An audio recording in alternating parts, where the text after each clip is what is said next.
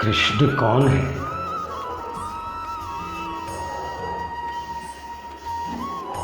कृष्ण क्या है? तो हमारे मन से एक ही चीज निकलता है, कृष्ण तो भगवान है। हाँ, कृष्ण तो भगवान है, मगर मेरे समझ में कृष्ण एक ऊर्जा के स्रोत है जो प्यार मोहब्बत करने को सिखाते हैं, क्रिया करने के, कर्म करने के मार्गदर्शक भी हैं। कृष्ण सिर्फ भगवान नहीं है, Krishna is the energy that he is the source of knowing love, affection, क्रिया और कर्म करने के मार्गदर्शक भी हैं। कई बातें आती हैं कृष्ण के बारे में जानने के लिए। पहला सवाल उठता है, हु इज कृष्ण? कृष्ण कौन है? हमारे धर्म ग्रंथों में बताया गया है, द्वापर युग में वो मनुष्य रूप में अवतरित हुए थे। हाँ, फिजिकली अपीयर हुए थे द्वापर युग में, और उनकी क्रियाओं, उनकी लीलाओं, उनकी अद्भुत लीलाओं की वजह से लोग उन्हें भगवान मानने लग गए, और हो भी क्यों नहीं।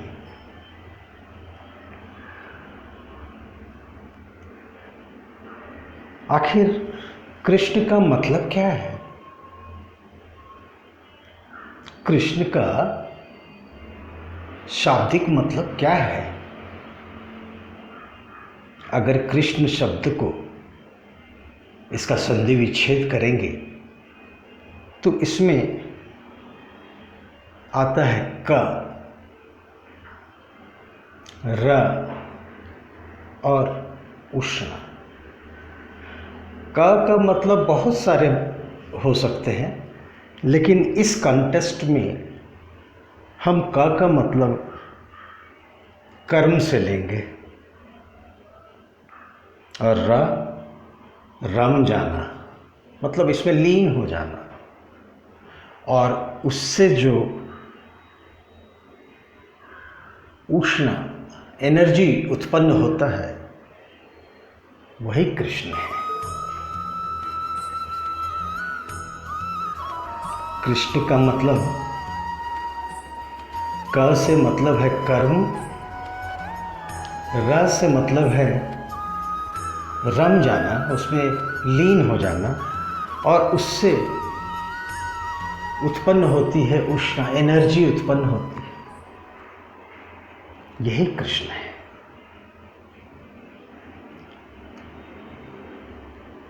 कर्म के बारे में कृष्ण ने दो तरह के कर्म बताए। एक तो होता है फिजिकल कर्म, जो शारीरिक रूप से कर्म किया जाता है, और दूसरा उन्होंने बताया है मानसिक कर्म, जो मेंटल वर्क करते हैं। कुछ एक्टिविटीज़ मेंटल होते हैं, फिजिकल एक्टिविटी और मेंटल एक्टिविटी, और इसमें रम जाना, इसमें इन्वॉल्व हो जाना और उसमें एंजॉय करना, वही रम जाना है। और अल्टीमेटली इससे जो एनर्जी पैदा होती है, जो उष्णता पैदा होती है, वही तो आनंद है। कृष्ण का मतलब वो कर्म करना जो फिजिकली, मेंटली करना, और उसी में रम जाना, और उससे जो उत्पन्न एनर्जी है, एनर्जी जो इवॉल्व होता है, उसमें रम जाना ही आनंद है। यही कृष्ण है, यही कृष्ण है।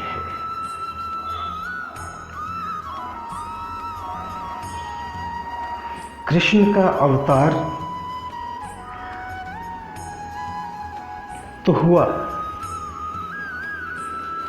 कृष्ण का अवतार फिजिकली इसलिए हुआ क्योंकि मनुष्य जाति को बताने के लिए वो फिजिकली खुद अपने शरीर इस दुनिया में आए और उन्होंने अपनी बहुत सारी क्रियाएं की, बहुत सारी लीलाएं दिखाएं और ऐसे ऐसे लीलाएं दिखाएं जिससे मनुष्य को प्रेम क्या है, अफेक्शन क्या है, लव क्या है, ये सारी चीज़ों का ज्ञान हो। अब हमको जानना चाहिए what is Krishna avatar and Krishna रूप, और इसका हमारे जीवन पे क्या प्रभाव है। What is Krishna, what is Krishna avatar and what is Krishna roop and its impact on our life. अवतार के रूप में तो उन्होंने बहुत सारी क्रियाएं की, बहुत सारी लीलाएं दिखाई, 100 शरीर उन्होंने दिखाया, लोगों के बीच में दिखाया। वही तो अवतार जिसे हम भगवान के रूप में मान लिए। कृष्ण का रूप वो बाल्य रूप, याद कीजिए बचपन में नटखट कृष्ण किस तरह से लीलाएं दिखाए। वो कृष्ण के रूप को जब हम याद करते हैं और हम उसमें लीन हो जाते हैं, उसमें रम जाते हैं, तो उससे जो एनर्जी उत्पन्न होती है, वो जो आनंद देता है, वह अभूतपूर्व है।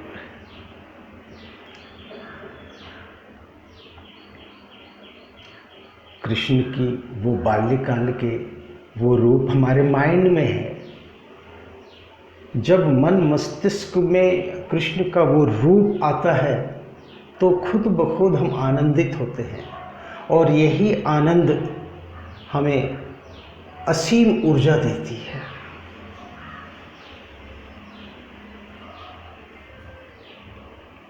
आप अगर उनकी लीला के बारे में बात करें,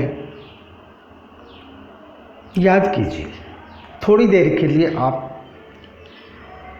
उस सीन को याद कीजिए जब कृष्ण माखन चोरी करता है। यशोदा माँ पूजा करने गई है, कृष्ण को लीला दिखानी थी, माँ का प्यार पाना था। कैसे माँ का प्यार पाया जाए? कृष्ण के दिमाग में आया, माँ ने जो वो मक्खन निकाल के रखा है, क्यों नहीं उसे खाया जाए। तो कृष्ण उस समय बड़े छोटे थे, लुढ़कते लुढ़कते वहाँ गए, घुटनों के बल गए और उस मक्खन की हांडी को पकड़ा और उसमें से मक्खन निकाल करके वो खा रहे थे।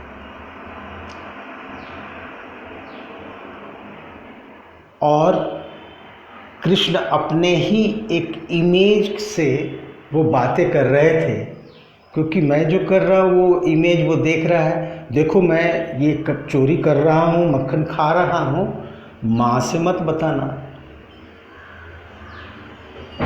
वरना माँ नाराज़ हो जाएगी।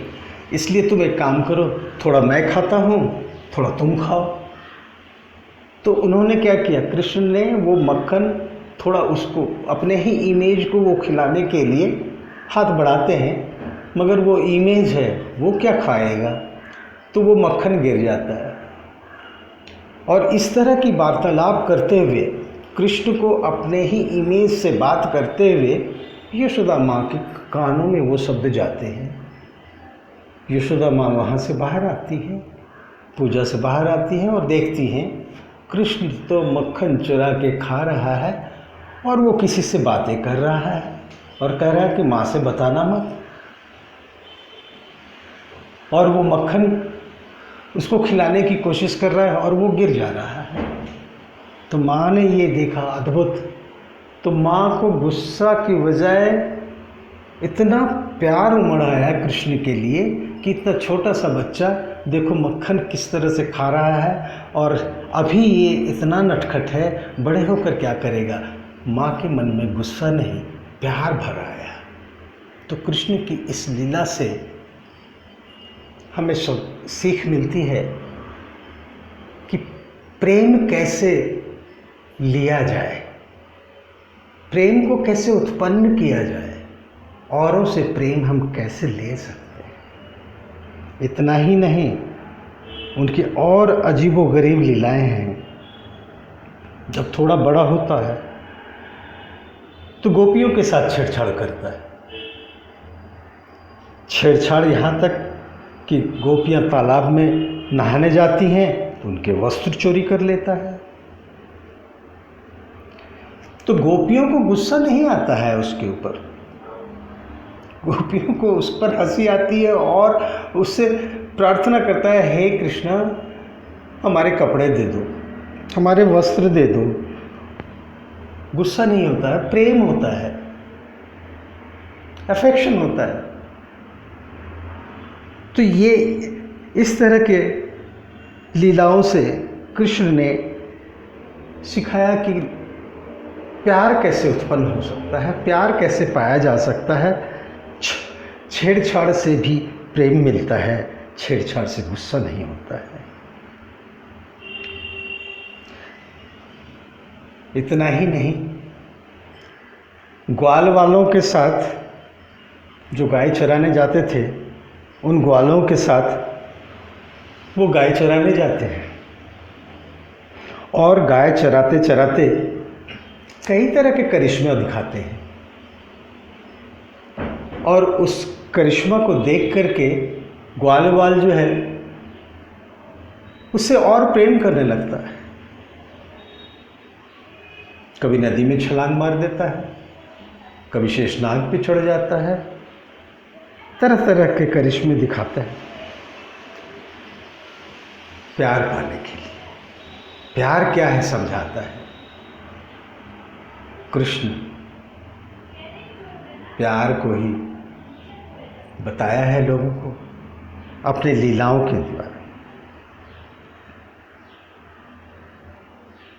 इन्हीं सब लीलाओं से वो सभी कृष्ण को प्यार करते, हमेशा उसी रूप में याद करते और आनंदित होते हैं।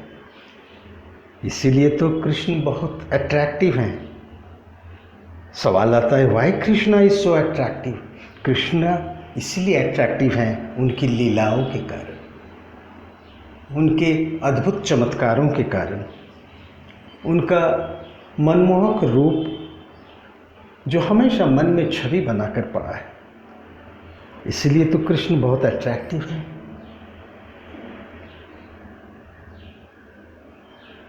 अब ये भी बात आती है कि why Krishna image and symbol